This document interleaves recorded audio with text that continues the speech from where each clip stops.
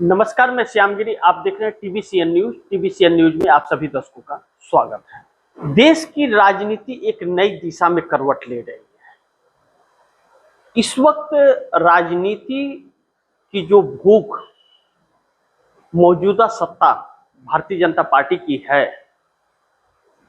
इसकी चुनौती उन हर दलों के लिए है, चाहे वह विपक्ष में हो या एनडीए के सहयोगी दल हो, क्योंकि यहाँ पर कोई मर्यादा नहीं है और कोई सपोर्ट नहीं मिलने वाला है न्यायपालिका का, चुनाव आयोग का या ब्यूरोक्रेसी का, किसी का भी। ऐसे में कांग्रेस आगे निकल करके जब सड़क पर आती है और राहुल गांधी उसके चेहरे बनते हैं, तो फिर मोदी सरकार की रातों की नींद उड़ जाती है। राहुल गांधी ने एक इमरजेंसी बैठक बुलाई अध्यक्षों की, हर राज्य के, और ब्लॉक लेवल पर, तहसील लेवल पर, जिले लेवल पर जो रणनीति बनाई सड़क पर उतरने का। कहते हैं ना, सड़कें सुनी होती है तो संसद आवारा हो जाता है, तो सड़कें सुनी न रहे ताकि संसद का होश ठिकाने रहे। ऐसा नहीं है कि यह पहली बार हो रहा है। एनएसयूआई छात्र संगठन जो कांग्रेस का है और यूथ कांग्रेस, वह लगातार उतर रही है सड़कों पर नीट पेपर लीक और सीबीएसई में गड़बड़ियों को लेकर, और शिक्षा मंत्री धर्मेंद्र प्रधान का इस्तीफा भी मांग रही है। लेकिन अब चुनाव आयोग और न्यायपालिका भी खुलेआम अब इसमें शामिल हो गया है और सरकार अपने आखिरी चरण में चल रही है जो दमन करने के लिए। मीनाक्षी नटराजन का राज्यसभा का नामांकन रद्द करके और उस सीट पर कब्जा करना भारतीय जनता पार्टी की जो चाल और साजिश थी, वह बहुत दुर्भाग्यपूर्ण थी। कोई एफआईआर, कोई केस नहीं, लेकिन फिर भी पर्चा रद्द कर दिया और पूछा तक नहीं, जो एक साजिश के तहत। तो पहले वोट चोरी होती थी, अब सीट चोरी होने हो गई। ऐसे में मध्य प्रदेश के कांग्रेस के जितने विधायक हैं, वह राष्ट्रपति से वक्त मांगे हैं मिलने के लिए, और मिलने के लिए वह दिल्ली आए। लेकिन राष्ट्रपति कितना न्याय करेंगे? जो राष्ट्रपति किसी की सुनती नहीं है और न तो किसी पर बोलती हैं। लेकिन जहां भाजपा को फायदा होने वाला है, वहां उनको पीड़ा बहुत होती है।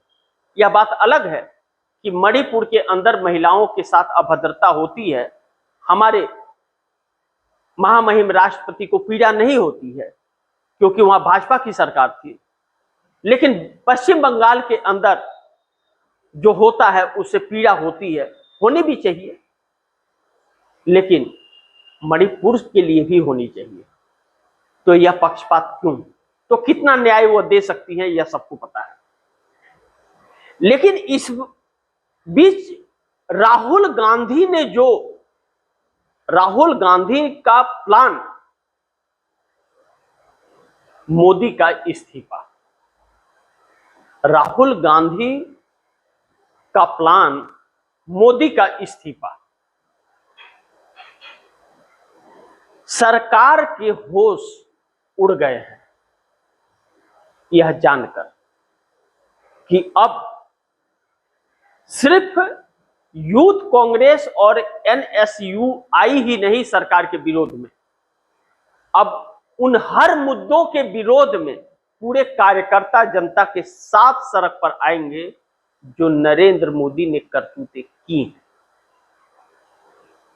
चाहे वह अमेरिकी ट्रेड डील की वजह से इस देश को जो क्षति और नुकसान पहुंचने जा रही है और एक गुलामी का रास्ता तय करना पड़ेगा,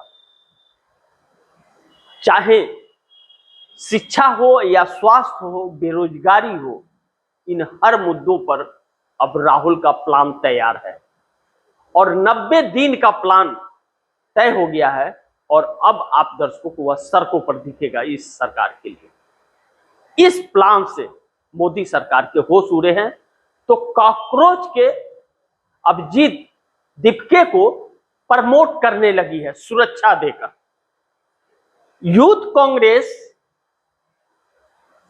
पुणे के अंदर प्रदर्शन करती है और शिक्षा मंत्री धर्मेंद्र प्रधान का इस्तीफा मांगती है तो लाठियां बरसती हैं और उसे कोई मीडिया दिखाता नहीं है। और दीपके, अभिजीत दीपके वहां जाता है तो पुलिस प्रोटेक्शन मिलता है, कोई समय नहीं, कोई इजाजत नहीं, कोई परमिशन नहीं, और वहां पर हो हल्ला करता है। यह मिली भगत है क्या? क्या राहुल गांधी के उस मुद्दे को डाइवर्ट करना चाहती है यह सरकार, या फिर यह एक साजिश है? हकीकत यह है कि मोदी इस वक्त इतनी बुरी तरह से फंसे हैं कि अब इनकी हरकतें आम लोगों तक नहीं, उन अंधभक्तों तक भी पहुंच रही है जो इनका जयकारा लगाते हैं। हकीकत यह है कि अब पेट्रोल डीजल की जो मार और जो मिलावट चल पड़ी है सरकार द्वारा, वह बहुत दिलचस्प है। ऐसा पेट्रोल आ रहा है कि लोगों की गाड़ियां सीज होने लगी हैं, उसमें गन्ने का जूस मिला हुआ जो आ रहा है, बोतल में डालो तो पानी नीचे और पेट्रोल 100 ग्राम ऊपर हो जा रहा है। तो अब गुस्सा जो भड़क रहा है ना, वह सिर्फ विपक्ष का ही नहीं, उन अंधभक्तों का भी गुस्सा भड़क रहा है जो मोदी की जयकारा लगाया करते थे। तो अब राहुल गांधी के इस प्लान के तहत जो सड़कों पर सरकार के विरोध पर जनता उतरने को तैयार है, वह सक्सेस होता हुआ नजर आ रहा है। तो मोदी की रातों की नींद उड़ रही है। ऐसे में विपक्ष का जो इंडिया गठबंधन था, जो बिखरा हुआ और टूटा हुआ था, वह विपक्ष एकजुट हो गया और कांग्रेस को ही अपना मुखिया मान लिया और कांग्रेस की छतरी के नीचे आ गया, राहुल गांधी को सर्वमान्य नेता मान लिया। तो मोदी सरकार की नींद उड़ गई।